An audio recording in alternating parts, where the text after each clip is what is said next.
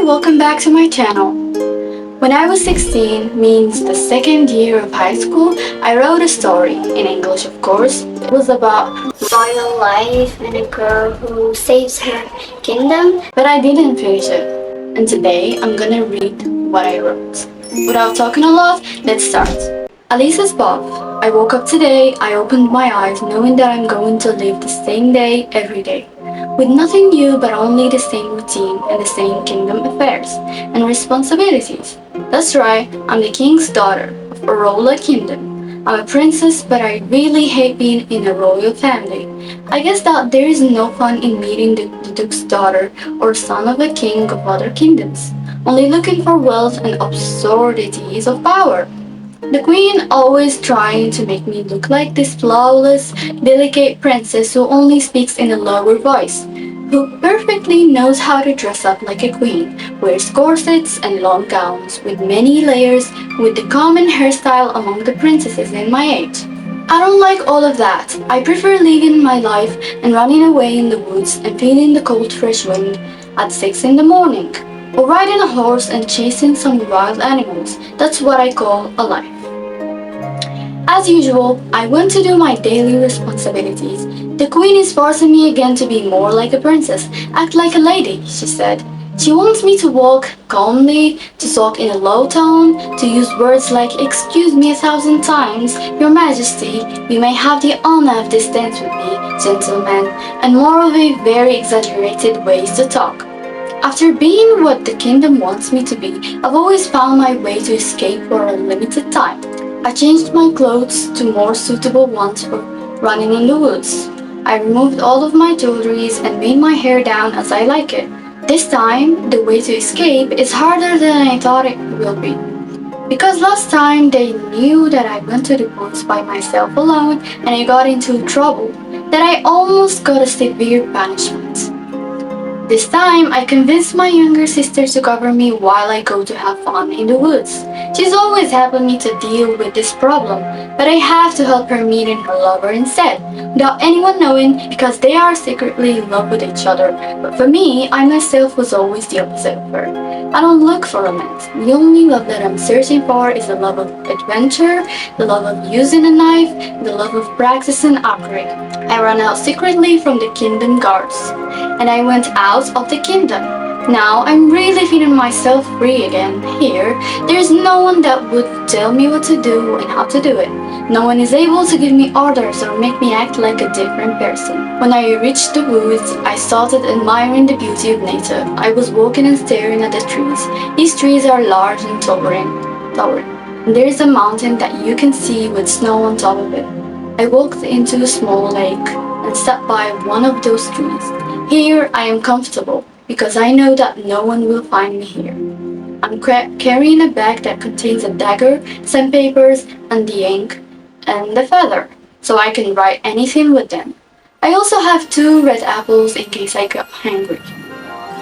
As I sat there, I closed my eyes so I can feel the moment and be relaxed. As soon as my sight darkened, I heard some noises coming from the back of near trees.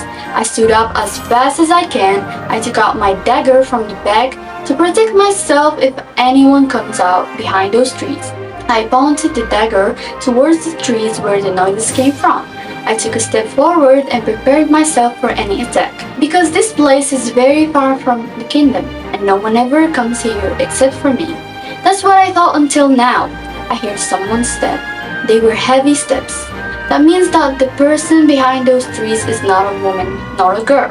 I noticed a guy starting to appear over there. He was a tall man wearing a shield. He saw me and walked towards me, but soon he realized that I am pointing my dagger at him. The shocking look was so clear in his eyes, and he finally spoke. "Good morning, my lady. Do you come here often?" "Who are you?" I responded loudly while holding the dagger so robustly. "I'm sorry for making you afraid. That's why you're holding a knife or a kind of a dagger, right?" He said that while taking a step to the front. "Do not come any closer. I will use it if I need to. We don't want bloods in this beautiful forest, do we?" He spoke and didn't take any other step forward. I walked in his direction, still holding my weapon, and then I said, "Why are you here? Don't you know that the woods are a risky zone?" I asked. mysterious voice. The whole story is I ran out from my kingdom and I ended up being lost here and I found you. You said you're from a kingdom. Which one? Aurora Kingdom? No, actually I'm from Alvanor Kingdom. He said, leaving a frightened feeling deeply in my veins. As he said the name of this kingdom, I felt something burning inside me. The Alvanor Kingdom in our old stories is one of our enemies. Actually, as long and as far as I know, it's the worst and the strongest enemy among those that our ancient kings fought against. And this is our story, or it can be a legend, but we were not there, so we don't know if it's true or not. Listen, you better not do any tricky moves, because I know you all acting innocent, but inside, you are monsters. Or I can say, you are all just little pathetic people. I talked in a threatening manner. I'm sorry for disappointing you in saying this, but I don't think that monsters do look like that. He said that, pointing at himself.